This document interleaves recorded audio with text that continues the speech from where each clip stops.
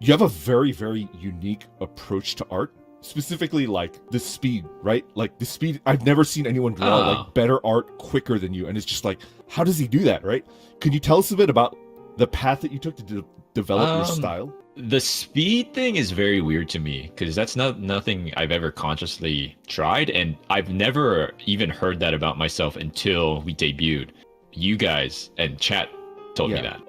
Like I think I am like a motivated and focused individual, but I just don't have patience for anything. You know, very like tunnel vision-y. Like if I'm into it, I'm into it, and I just can't be bothered if that's not the thing I want to do. Like I can't work on a piece for more than like one sitting. It gets boring to me. Or the opposite, like I can't stop. Like I need to finish this full thing now, even if it takes like hours and hours and hours. Because I that feeling of stopping, it just like gnaws at me. I guess maybe that's part of it. I've watched you draw several times, both on stream and off. Just like the insane line confidence that you have, right? Like you put a line down, and you're like done, and you move on to the next one.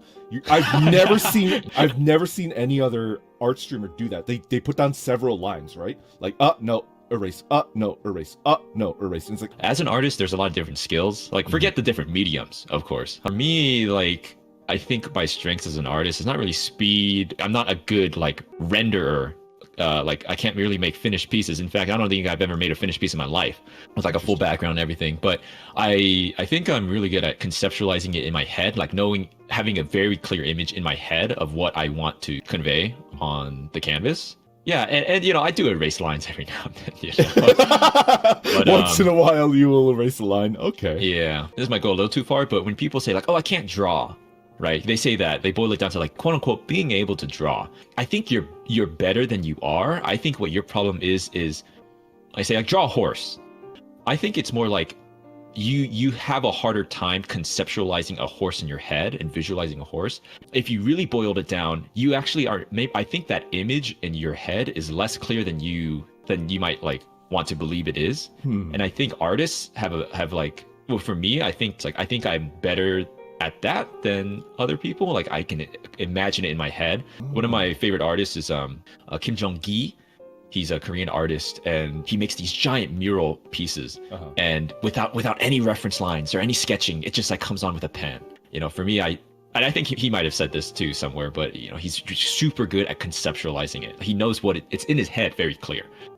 For writing and for like illustrations and stuff like that, the goal is to subtly guide the people that are like watching or reading to like a specific emotion. Your ability to get people to feel a certain way just by each individual piece is like close to 80 to 90%, which is like freaking nuts, you know?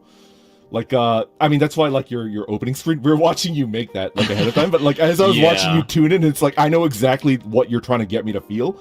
That's good to hear. That's actually really, really good to hear. I feel that's what an artist wants to hear. Yeah. More than like, oh, this piece looks nice. Also, I do want to say, like, I feel like I'm coping a little bit because like finished pieces and like clean line art and stuff, that's a skill in itself, and that's something I'm not good at, because every time I try that, I'm very dissatisfied with my work. So interesting. Yeah, I guess like it's good for any type of artist to just be aware of like avenues and paths for them to like branch out to and grow if they want to, or if they don't want to, they don't need to, right? Just because like if you're ever like, I'm perfect, you're done. Like you're never gonna get better. I've never worked in the industry as like an artist, but I think when I was young, it was like, get good at everything.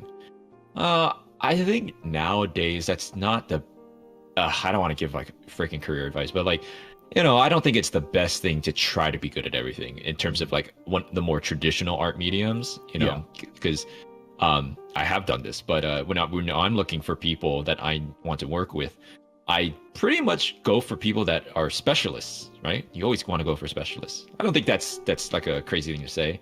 You know, if you want a background, you go to background artists. You want storyboarding, you go to storyboard. I mean, this is how things have run for like a long time, I think, in the industry. Yeah, my point is, you know, don't feel too bad if you're not good at a certain area of art. And that doesn't apply to like traditional art too. I think that applies to any sort of creative medium. Do what you're good at, right? And that's definitely something that you can't learn overnight just because somebody is like, do it. Like you just have to, over time, like you're working at it, and then it's like something that can only come from experience, right? And you just, if you were to upgrade from your current baby, like your tablet, like what does it need to be better suited to just bigger. Bigger is better, baby. But yeah, mine's pretty big already.